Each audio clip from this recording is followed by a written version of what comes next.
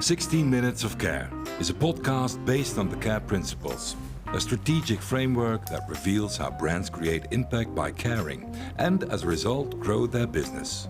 In each episode, Isabel welcomes a company executive who explains how CARE has helped their business grow successfully and sustainably.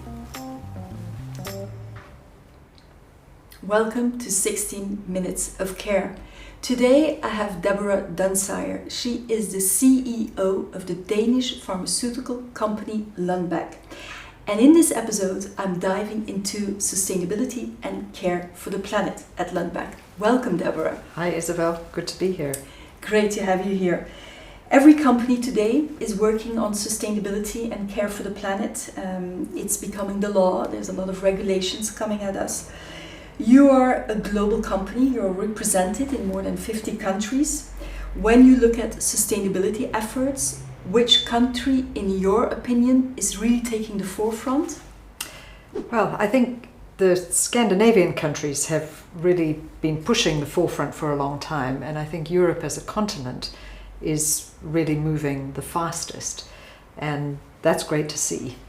So we're a part of that journey. Yes. I hear from a lot of business leaders that they do want to make an effort in terms of sustainability, but since COVID we've been going through a lot of crises, and sometimes the sustainable choices don't become the first choice. How do you manage all of the challenges that you are facing at Lundbeck? There are a lot of changes going on, and I think as we've considered what happened with the Russian invasion of Ukraine, the change in the supply of natural gas into Europe, we all had to very quickly make an agile shift to be able to continue business. And so indeed we did have a year where the carbon emissions from our plants went up because we had to use more oil. And that is just the reality of managing a crisis situation. But of course what one does is then immediately start to look for how do we get back to a better approach, and that brings innovation too. I can imagine. What are the biggest efforts that you're making now? You already do waste reduction, you work on energy saving solutions. Where do you see the biggest next step? For us, the biggest step that we need to take now is working on what we call the Scope 3 emissions. So that's working with our supply chain, which is about 80% of our carbon footprint as a global entity, and working with suppliers, over 17,000 of them, to see how we can be a positive driver for their strategies on reducing emissions. We've done a lot within our own plants. So really between 2006 and now, we've reduced the carbon footprint from our own production facilities by 80%, and we continue to take that down. But as I've said, the biggest number of emissions come from outside. So working with those suppliers is the biggest challenge. Mm-hmm. You have said that you want to be carbon neutral by 2050. Yes. That seems an awful long way ahead of us. That's what most companies actually set as date. Do you believe it should be faster, and is it possible to be faster? We would very much like it to be faster. All of us, I believe, as we look at the climate changes happening around us faster and faster, we know that it has to happen faster. For us, as I've said, we do work very much on our internal emissions, but for a goal to be achieved by 2050, we rely on other industries, like for instance the airline industry that does some of our air freight transport, or the shipping industry that ships medicines around the world, to also have the true innovation that will take them towards being carbon neutral. So we continue to strive, we continue to work with our suppliers, but a lot has to happen in the world with other industries moving together for that single goal to be achieved. It's a very complex process, I understand. One of the critics I sometimes get when I talk about care for the planet is that people say, why should we care?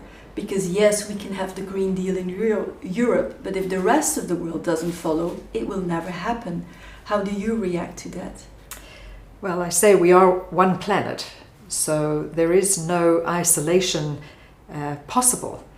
And so I believe that as we take those steps forward and we show that great business can be done in a different way, as we drive the utilization of green energy, prices do come down, and that enables the use of green energy in other places in the world, and indeed starts to make it a better economic choice.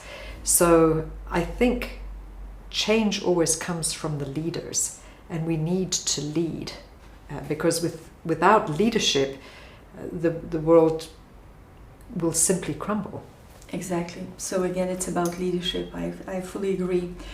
According to the Climate Disclosure Project, they assess more than 13,000 companies worldwide on climate change. Lundbeck got an A score, and it's placed amongst the 1.5% of best scoring companies globally. So Lundbeck is really making an effort, and it's assessed by them. How important is it for a company to be compared to others, to be part of these lists?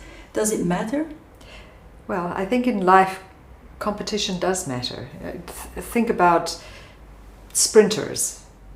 Usain Bolt competed and won, and great competition drives great steps forward. So each competitor looks at what has been done and thinks how they can improve.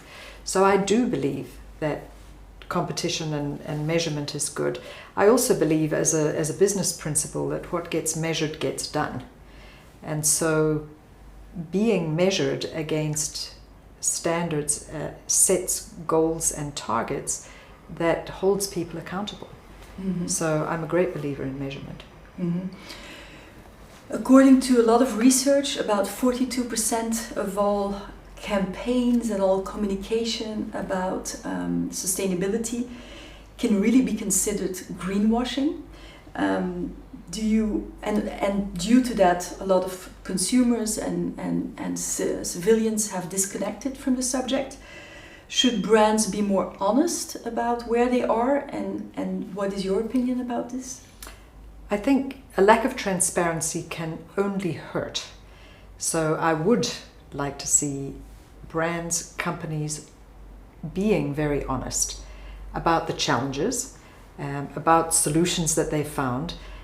Transparency is critical for us to be making progress. So I would very much like to see more of it. But transparency is also a new kind of leadership, because companies used to be black boxes for the ones who didn't work there. How difficult is it as a leader to be transparent about what goes well, but maybe also about what goes wrong? I think that we're learning how to be more transparent, how to make accessible where we are and what we do. Some of that's driven by regulation, and of course we have the Corporate Sustainability Reporting Directive coming out of the EU, which is very long, very cumbersome, and very bureaucratic, but it does drive metrics for transparency that we all need to strive to meet. And I think that levels the playing field in a lot of ways. So while there is a lot to do and a lot more work created, I believe that it will be a positive, because it will create that level of transparency, and that will drive change. Mm-hmm. The care framework is really about having a balanced model, care for people, care for planet, but of course also prosperity. Where in the past companies were really focused mainly on making profit, today I strongly believe that it should be a balanced model in which people, planet and prosperity are equal. Companies are always under pressure to make profit. How do you do this as a CEO to balance out those three factors? I think that to be a sustainable business in today's world requires that.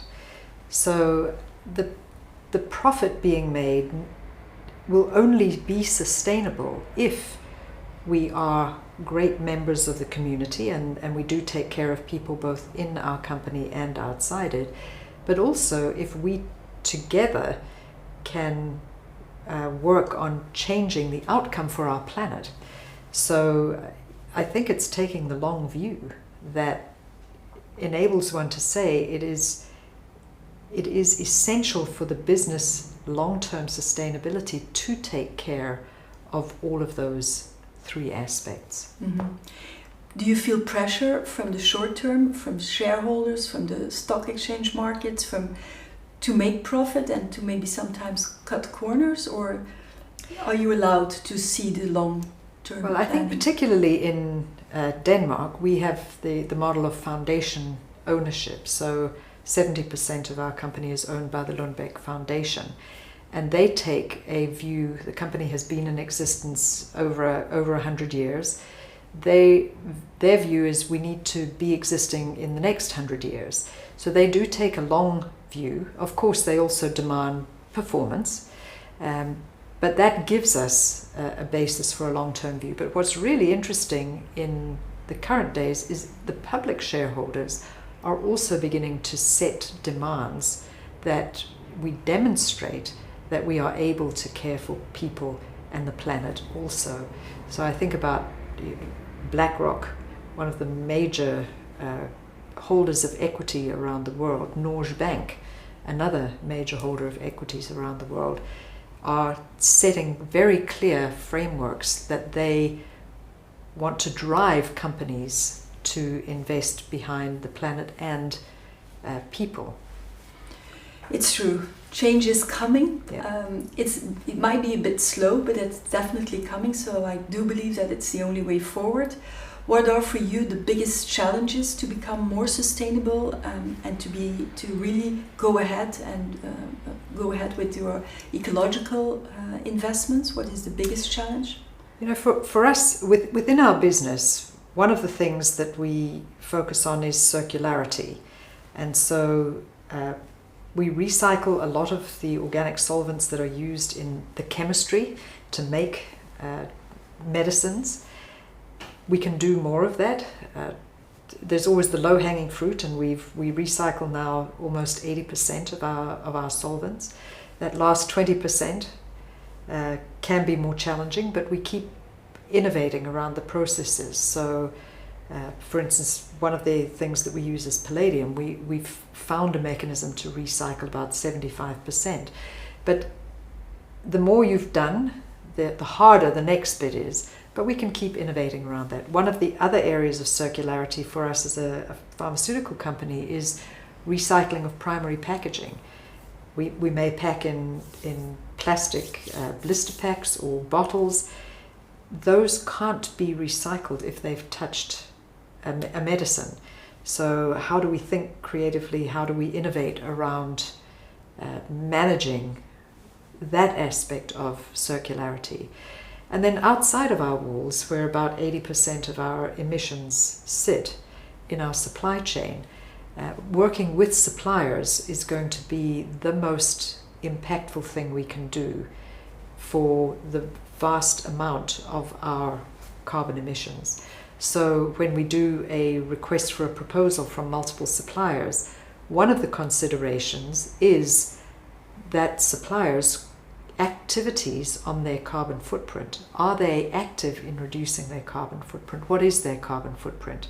So not just the cost of what we have to pay for them to supply us, but how that supply is generated for us is important.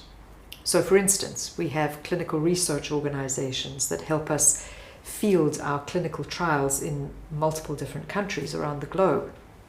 A clinical trial organization that we work with that has their people using electric vehicles as opposed to gasoline-powered vehicles, that might be a factor that weighs into the many factors that we will consider. And that's how we continue to drive change within our supply chain.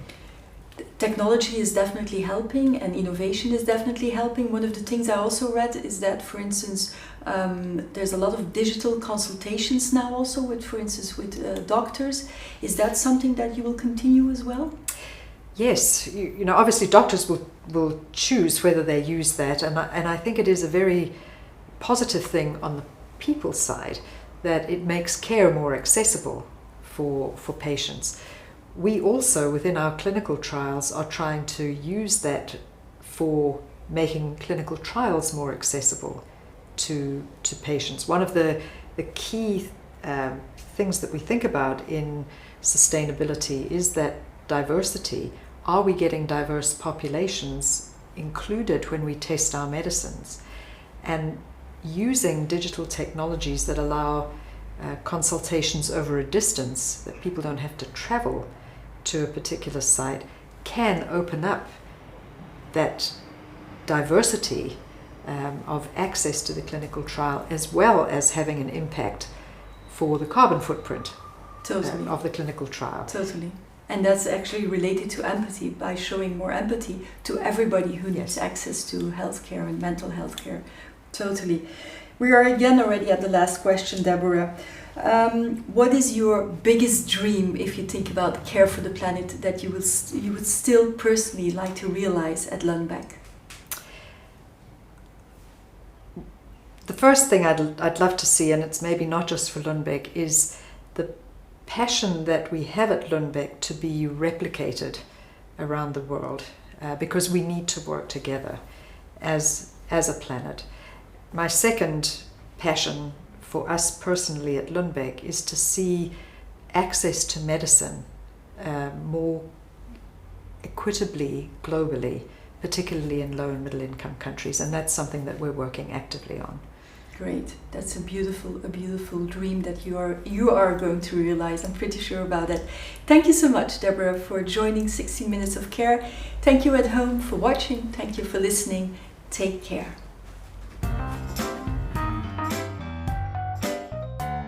Want to create lasting impact with your brand while feeding sustainable growth? Check out thecareprinciples.com and see how we can help you. 16 Minutes of Care is an independent production from Isabel Verstraeten, brand strategist, founder of The Care Principles, and author of the book, Does Your Brand Care? Help us reach more companies who are looking for caring and sustainable growth by giving this podcast all the stars it deserves and by sharing it in your network. Thank you and take care.